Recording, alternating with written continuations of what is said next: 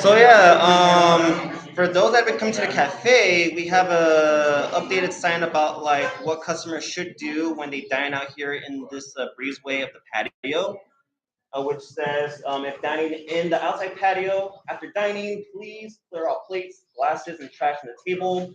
There are two gray bins next to the front door of the cafe.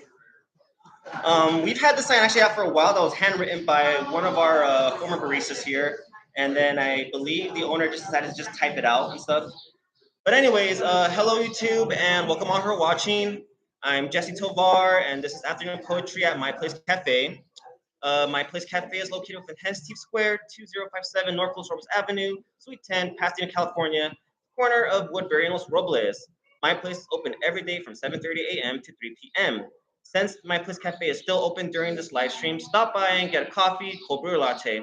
Above My Place Cafe is Zenden, a yoga studio ran by Jody Smith. Jody is also the founder of Magic Melon and Mama, an urban apothecary, lotions and potions herbal product line, aka Wellness for the Culture. Learn more about these and other yoga sessions, including purchasing some Magic Melon and Mama products at thezendenla.com. By the way, walk-ins are welcome. Wait, let me not read that part because I don't know what's going on with Zenden in terms of that part anymore. All right, so this afternoon's featured poet is the first poet laureate of Pomona, California. I was finally able to see Judah read on Independence Day for the unveiling of a Harriet Tubman statue at Pomona's Lincoln Park. Black Moses is his poem dedicated to Tubman because both Moses and Tubman chased freedom for their own people. They faced immense odds to achieve real freedom. This poem also teaches a lesson on mobilizing cartography. Growing up, I was actually into reading Thomas Guide and Rand McNally maps, so I actually found that pretty cool. Anyways, Judah has read at the Pomona's Mayor's Gala. Through his literacy and arts community collective, LionLike Mindstate, David Judah Oliver has curated multiple poetry events during this year's LA County Fair. I'm so looking forward to attending one of those again next year at Fairplex. Apparently, Oliver has done many events at Fairplex, even when there is no county fair. That's just awesome. Judah also organized events at the Claremont Colleges during National Poetry Month. He's been putting work in the literary scene for a minute to spread literary arts in Pomona, the IE, and beyond. Oh, and Judah's also a minister. Latanya and I think that's cool. One thing I want to add is that when I attended an author reading series at Long Beach last month featuring Mike Sonskin, Sonskin told a few of us, including one of last month's featured poets, Kevin Ridgway, that doing spoken word albums can be AKA poetry collection / books, which was considered bohemian 20 plus years ago. I always found them intriguing. Judah even has one of those albums too. I think I even heard him one time a year and a half ago on Best Kept's radio show. By the way, Best Kept is also known as Corey Cofer, who did appear on the CBS LA show Inside SoCal when they featured the cafe earlier this year. These type of audiobooks are literature, music as literature, that is taught in college freshman composition from time to time. It's just amazing Judah is out there in print and audio, just like Tongo Eisen Martin. In Pomona is poetry. Judah says that the city holds spirit of hip hop and punk rock. At the top of my head, Sugar Free embodies the hip hop spirit for Pomona. Some of the dive bars in town in Pomona and some houses where I heard shredding electric guitars around 9th Street or Phillips whenever I'd visit family at 9th Street embody the rock and roll spirit for me. Pomona is also literary and instrumental arts because of the recording studios in town, like the one I got to rehearse at for a band I was a part of for a minute at at a recording studio off Reservoir. Pomona is also poetry because Cal Poly Pomona teaches poetry. Well, go figure. I mean, you learn poetry in English classes. It would be cool if Judah is taught in the English graduate classes like 5368 or 5802. Those are multicultural lit classes and a poetry center. That there is a sorry. Oh, you doesn't okay. That there was a scheduled poetry event that was to happen in the tunnel. If you guys want to continue working on what you're doing, you're more welcome to go inside. You can go inside. Want to stay participate with the poetry, you're more welcome to participate with that too. See everybody heads up what's going on. Good. Awesome. That's Thank you. Okay, so as I was saying, I'm sure Judah's been taught in classes like English 1103, 2105, 3010, and one of the 4000 level American Lit courses. The reason I know these numbers is because I did my master's program at Cal Pomona. And I was familiar with some of the undergrad level numbers because some of my classmates taught like freshman comp there in the mornings, and took the graduate classes like at night with me. In fact, before the pandemic, I saw Judah's face on the Poly post, and I thought to myself that he has to be a big deal. Through social media, I sure learned that he is. In his morning Instagram stories, he always says this, and I'm paraphrasing here: "Peace to the living God, from the one in me to the one in you, and that our crooked paths will get straight." Sometimes when I see this, I feel like he wishes those who invest in him well. His morning statements on Instagram are always uplifting and encouraging. But so please, for those that are here, please welcome by clapping your hands for Judah.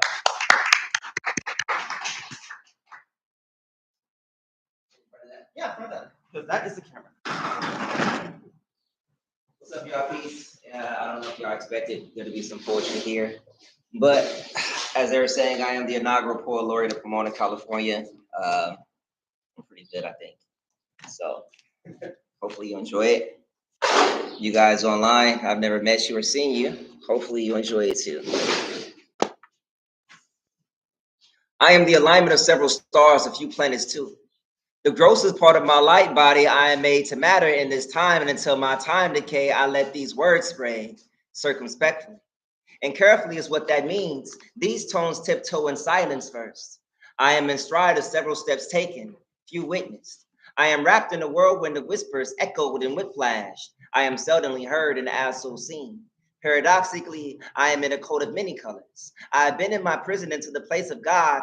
Fear not, I tell my brothers in the squad, they know that I am the dreamer. I am the speaker of, as I am the conduit in this reality. I am father. I am son. I am middle child. I am my best, most true and radiant self when I hit my mode and interlock my gears. I am pre-dawn prayers. I am 100 miles and running. I am unlocking higher levels even on lockdown. When I was down, I learned projection. In the dark, I learned several seals for my protection. Thus, the stronger radiation of the greater I am in me. I am the manifest of my will to be, and to the glory of, I am in favor, and to the honor of, I am counted amongst the good as a mercy, and to the glory of, or to the power of, I submit. All right, cool. I'm gonna read a few of my poems from my book, Child of the Sun, Man of the Moon. I released it in 2013, I believe, the year right before my daughter was born. This next poem I'm gonna read is about my grandmother. She was born 1918. She died 2013. She was 95 when she died. She used to tell us about my great grandparents and great grandparents and things like that. And I wrote a poem about her. Here we go. Miss Rowena, you told me your parents were sharecroppers, reminding me of how I knew this freedom of ours. Start over. Miss Rowena, you told me your parents were sharecroppers, reminding me of how old we are and how new this freedom of ours really is. Reality hits. I imagine the heartbreak of each harvest. How did a sharecropper react to not getting a fair share of the crops they grew, a fair share of what's sold? I'm told what you don't remember in books. Fairness was a non-fact, a fact of a life, as it were, was, is. How beautiful you were.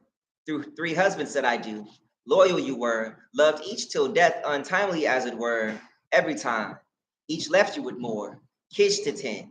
10 in all, perfection to the end, that continues. 10 the completion, your DNA download, 25 years between the first and the last child. My mother, who worships you, and fond memories, smiles echo, you live still.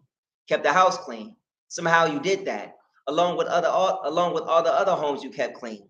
Housekeeper by day, instructor by night, other children you raised and taught, you bought a mansion on layaway. Heaven is made by hands that work scripture like yours, faithful to the Lord. 50 years in the same church, mother to many, many times over segregation, you crossed over, bore your cross. I see Harry in your Jesus, black in your high yellow, Cherokee in the blood reserved for plantations, as it were. You kept feathers in your hat as a reminder of that. Your blood knows slavery and freedom. Now I teach these kids in hopes your DNA can free them. Brown boys.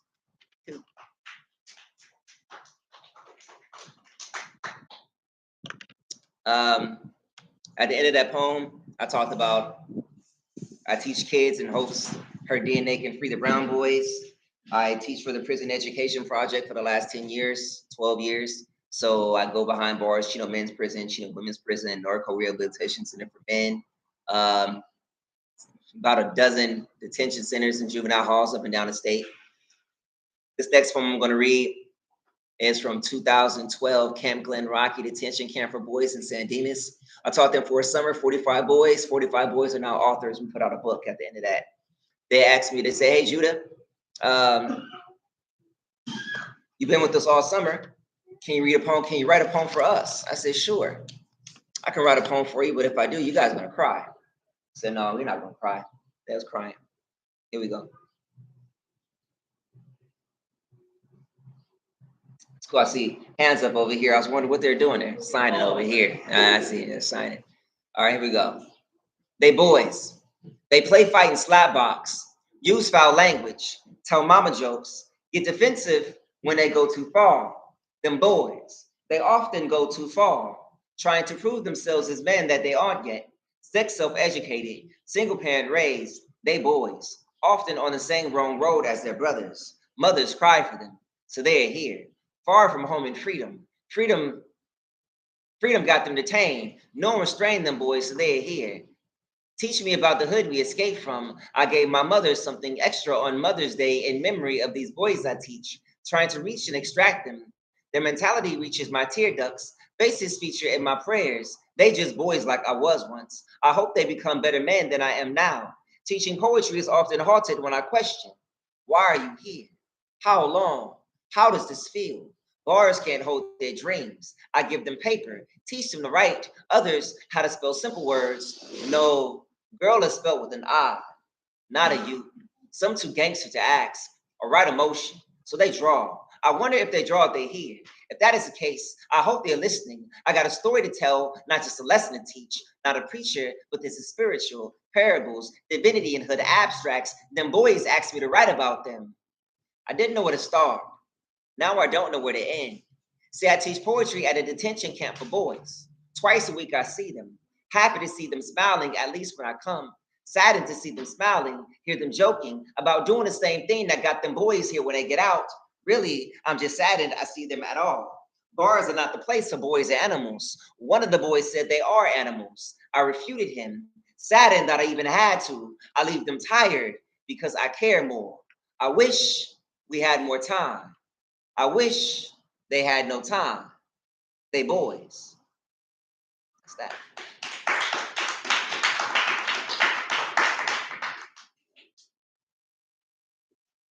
Let me read a couple. I guess I'm reading them all, really. So this next poem I wrote, I'm on the Cultural Arts Commission for the city of Pomona. And we're over like $2.5 million of monies to allocate for art in our city, in our valley, really. They asked me to write a poem to inspire the artists to apply for these projects so that we can be up in our own city.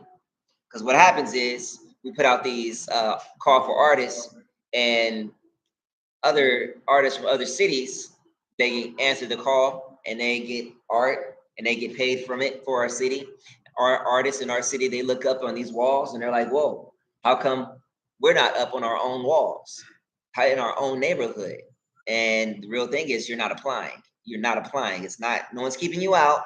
You literally just haven't applied yourself. So this poem is called If We Apply.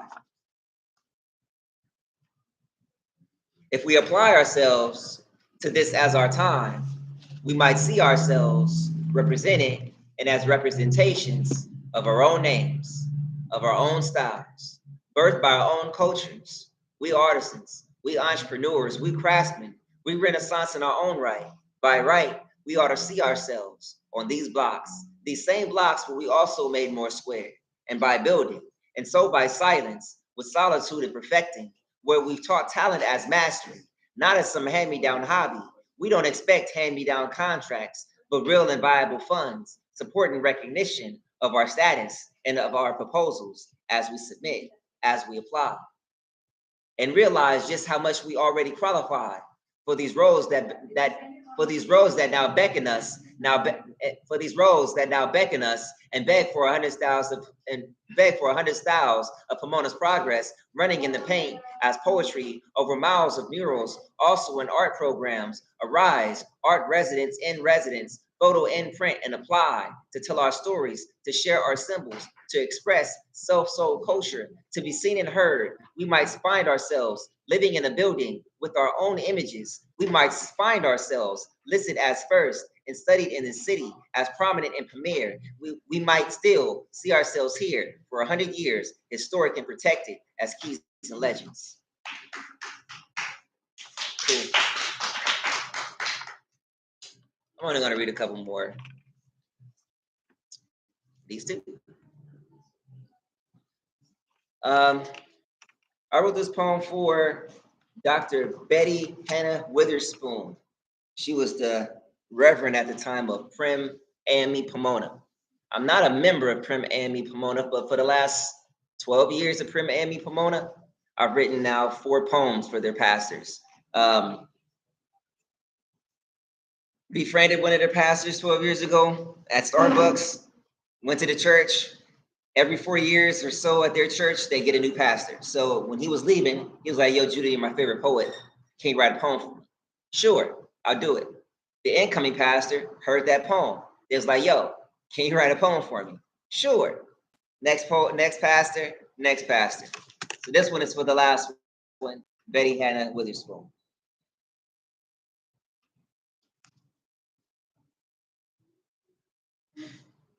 Through transition and traversing terrain, there too is transformation.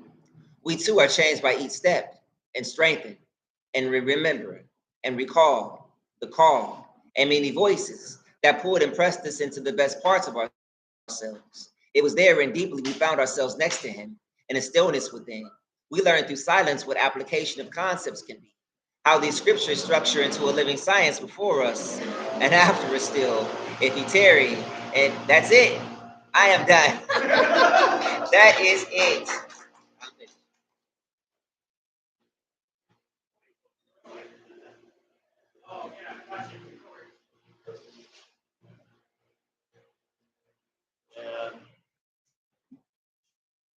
Yeah, today they're doing like some landscaping work here, so it's a little just too noisier than usual. Like every now and then when you see our events here, you'll hear like the car pass by occasionally, and then we just kind of just read through it, or the post will just read through it. But that, yeah, that's understandable. So my apologies there on that.